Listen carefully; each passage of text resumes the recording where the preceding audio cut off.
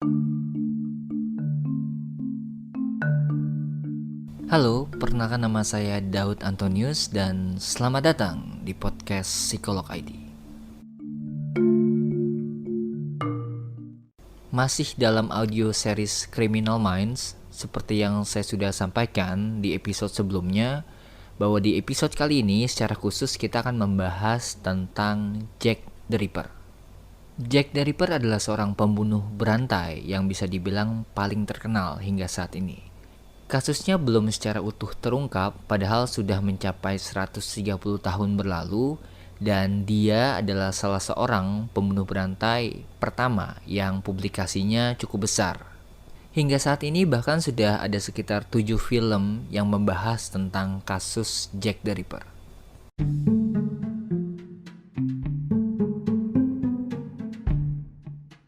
Oke, kita mulai dari timeline-nya.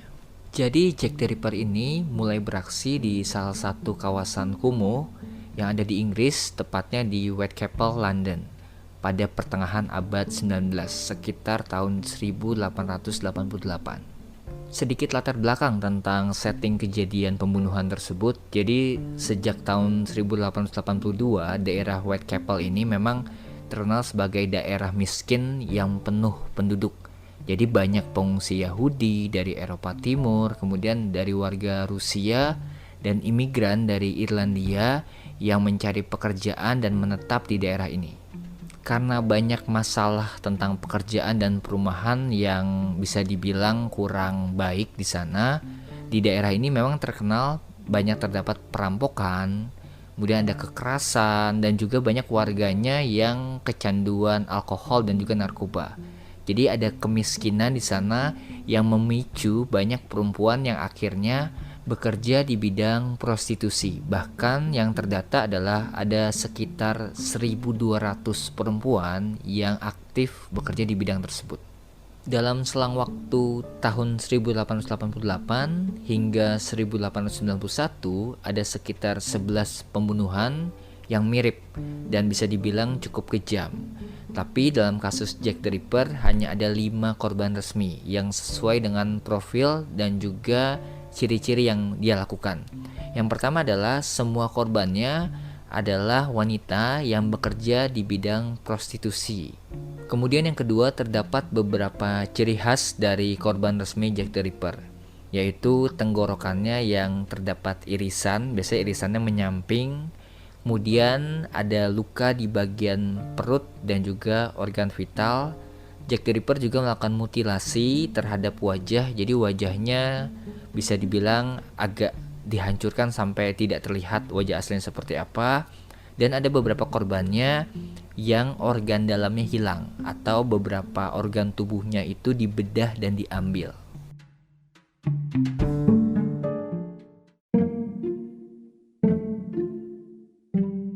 Korban resmi pertama Jack the Ripper adalah Mary Ann Nichols. Jadi seorang yang bekerja di bidang prostitusi yang berusia 43 tahun.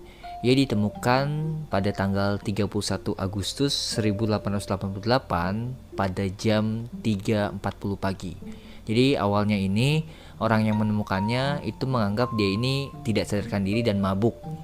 Kemudian dihubungi polisi. Nah, polisi memanggil dokter, baru kemudian ia dinyatakan tewas dan sudah meninggal sekitar 30 menit. Pada jasad Mary Ann Nichols terdapat luka di tenggorokannya yang disayat dari kiri ke kanan dan juga ada luka dalam di bagian perutnya.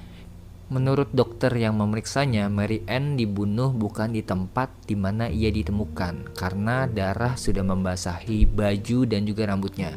Jadi ada kemungkinan Mary Ann ini tewas, baru kemudian luka di perutnya dibuat setelah Mary Ann tewas. Korban resmi yang kedua adalah Annie Chapman, seorang wanita malam yang berusia 47 tahun. Annie Chapman ditemukan pada tanggal 8 September 1888 sekitar jam 6 pagi. Agak berbeda dengan korban pertama, di korban kedua ini Jack the Ripper mulai menunjukkan kekejamannya. Jadi selain tenggorokannya juga sama-sama disayat dari kiri ke kanan, perut dari Annie Chapman ini juga disayat hingga ususnya keluar. Bahkan dalam laporan pemeriksaannya disebutkan juga bahwa jantungnya dikeluarkan dan juga rahimnya diambil. Menurut salah seorang dokter yang melakukan otopsi terhadap Annie Chapman, si pembunuh pasti memiliki pengetahuan tentang anatomi manusia. Hal ini terlihat dari potongan di bagian organ reproduksi dan cara dia mengambil rahim itu sangat rapi. Berikutnya korban resmi ketiga dan keempat adalah Elizabeth Stride berusia 44 tahun dan juga Catherine Eddowes berusia 46 tahun. Kedua korban ini sama-sama dibunuh pada tanggal 30 September 1888 dan sering disebut sebagai pembunuhan ganda. Elizabeth Stride diperkirakan dibunuh sekitar jam 12.30 sampai 12.50 pagi. Agak berbeda dari dua korban sebelumnya, Elizabeth tidak dimutilasi. Jadi ada kemungkinan pelaku atau pembunuhnya sempat mengalami gangguan atau Elizabeth ini melakukan perlawanan. Ia disebutkan dibunuh juga oleh Jack the Ripper karena kesamaan pola dengan kasus atau korban lainnya. Hari pembunuhan dan waktu pembunuhan juga mirip, jadi dari profilnya ini serupa dengan korban yang lainnya. Masih di hari yang sama, sekitar jam 1.30 sampai 1.45 pagi ditemukan korban lainnya, yaitu Catherine Eddowes. Ia ditemukan dari jarak pembunuhan sebelumnya sekitar 1,6 km. Kekejaman juga mulai muncul pada korban ini. Jadi selain luka di tenggorokan, di bagian perut, pembunuhnya juga menyayat wajah Catherine. Jadi bisa dibilang mulai dari matanya, hidungnya, pipi, hingga telinganya itu terpotong-potong. Jadi ada mutilasi di bagian wajahnya. Selain itu, bagian rahim dan juga ginjal sebelah kirinya hilang. Dan ini merupakan salah satu dari ciri khas Jack the Ripper dalam membunuh korbannya. Korban resmi terakhir dari Jack the Ripper adalah Mary Jane Kelly. Ini adalah korban termuda yang dibunuh oleh Jack the Ripper, umurnya baru 25 tahun. Pekerjaannya sama, yaitu wanita malam atau yang bekerja di bidang prostitusi. Agak berbeda dari korban yang lainnya yang rata-rata ditemukan di jalan. Untuk korban terakhir ini ditemukan terbunuh dan termutilasi di apartemennya sendiri. Untuk korban terakhir ini bisa dibilang korban yang mengalami perlakuan paling kejam. Karena saat Mary Jane ditemukan, permukaan perut dan pahanya itu dikelupas, jadi seperti dikuliti. Kemudian isi perutnya semuanya dikeluarkan, dadanya terpotong, lengannya termutilasi, dan bagian lehernya itu terpotong sampai tulangnya. Lalu ginjal dan bagian jantungnya juga hilang. Kasus Jack the Ripper ini banyak menarik minat dari masyarakat. Publikasinya juga dibuat besar oleh media-media saat itu. Dan terdapat banyak ratusan surat kaleng yang dikirimkan ke polisi dan juga koran setempat. Tapi banyak yang palsu. Ada beberapa surat juga yang terkenal dan diyakini sebagai surat asli dari Jack the Ripper, walaupun sampai saat ini itu masih diperdebatkan. Yang pertama adalah surat yang berjudul Dear Boss, yang di dalamnya mengungkap tentang bagaimana pembunuhan berikutnya kira-kira akan terjadi. Tapi surat ini memiliki makna tersirat. Yang kedua adalah postcard Saucy Jackie, yang di dalamnya terdapat petunjuk mengenai korban ketiga dan keempat yang dikenal sebagai pembunuhan ganda. Dan yang terakhir, surat yang berjudul From Hell, yang ketika dikirimkan dan juga sampai ke penerimanya seorang pimpinan dari media itu beserta ginjal manusia.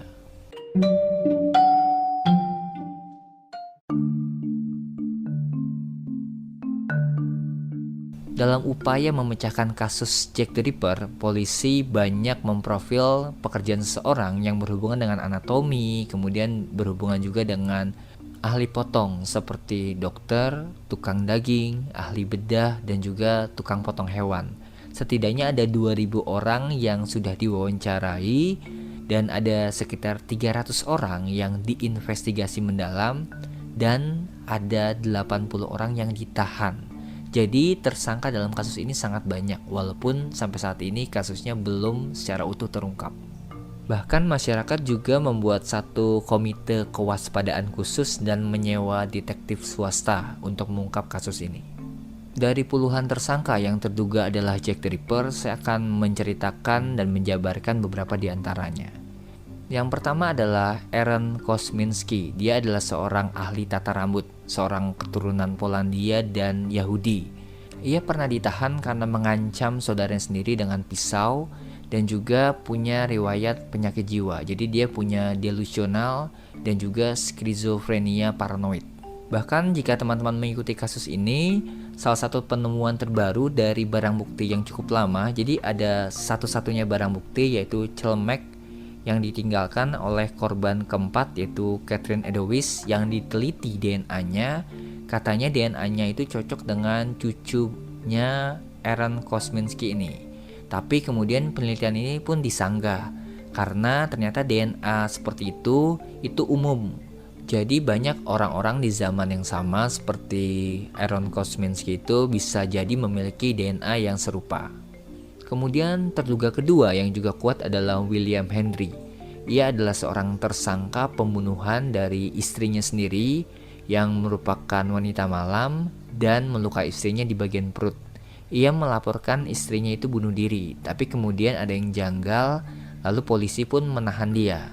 Ia dieksekusi gantung dan sebelum dieksekusi dia menyatakan dia bukan Jack the Ripper. Yang ketiga ada Thomas Neal, seorang dokter yang melakukan aborsi. Ia juga tersangka karena membunuh suami dari kekasihnya. Ya, ia mengaku sebagai Jack the Ripper. Jadi ia yang mengaku sendiri, tapi ini tidak dipercaya karena ketika kasusnya sedang berlangsung, ia sedang ditahan di penjara. Jadi meragukan. Kemudian orang yang diduga kuat Jack the Ripper juga adalah Montague John Druitt. Jadi seorang pengacara yang juga asisten dari kepala sekolah. Pada waktu kasus Jack the Ripper ini sedang hangat, ia sedang membuka prakteknya di dekat lokasi tersebut. Tapi ia kemudian ditemukan tewas bunuh diri dengan cara menenggelamkan diri ke sungai. Hal ini katanya setelah diselidiki adalah akibat dari stresnya dia. Jadi dia dikeluarkan dari tempat pekerjaannya karena diduga orientasi seksualnya itu penyuka sesama jenis. Jadi dia tertekan. Dan ia juga punya riwayat penyakit jiwa dari ibu dan neneknya. Tapi sampai saat ini dia belum terbukti bahwa dia adalah Jack the Ripper. Selain itu di dalam kasus Jack the Ripper juga terdapat beberapa teori konspirasi.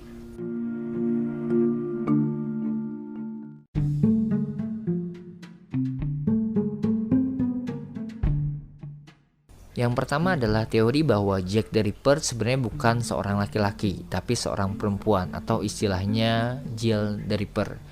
Salah seorang yang terduga kuat Jill the Ripper adalah Mary Percy. Jadi dia adalah seorang wanita Inggris yang merupakan tersangka dari pembunuhan seorang anak dan juga seorang wanita yang merupakan istri dari kekasihnya. Ia diputuskan bersalah dan kemudian dihukum gantung di tahun 1890.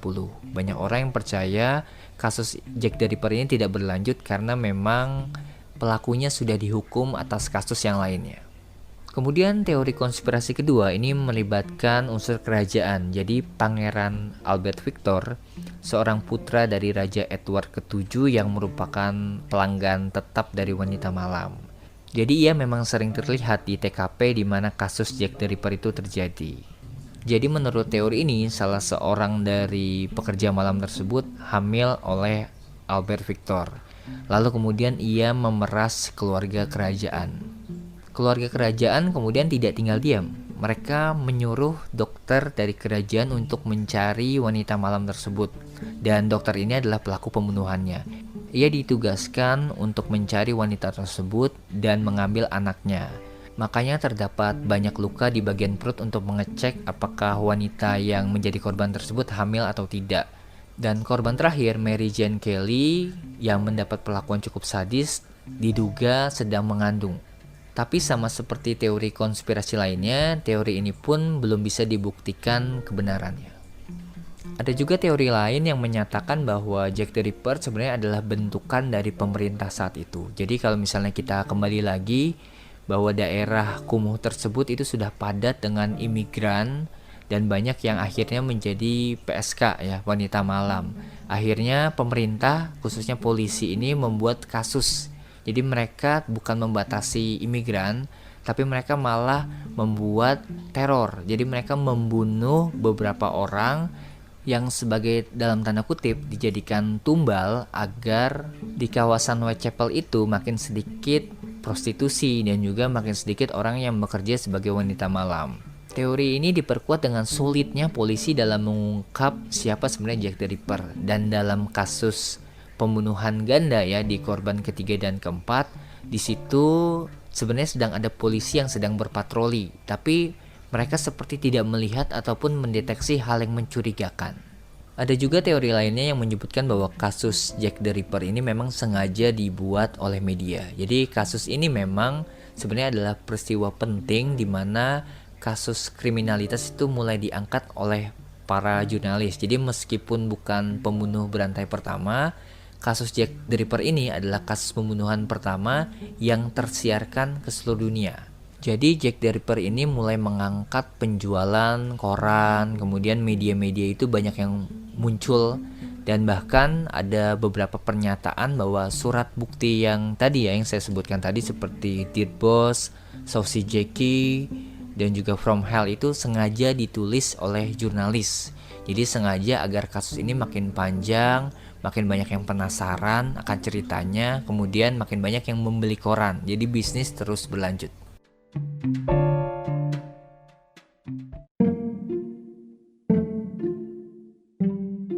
Karena hingga saat ini belum ada pelaku resmi yang muncul dari kasus Jack the Ripper, agak sulit untuk melakukan profil secara psikologis terkait motif ataupun gangguan yang mungkin saja dialami oleh pelaku pembunuhan.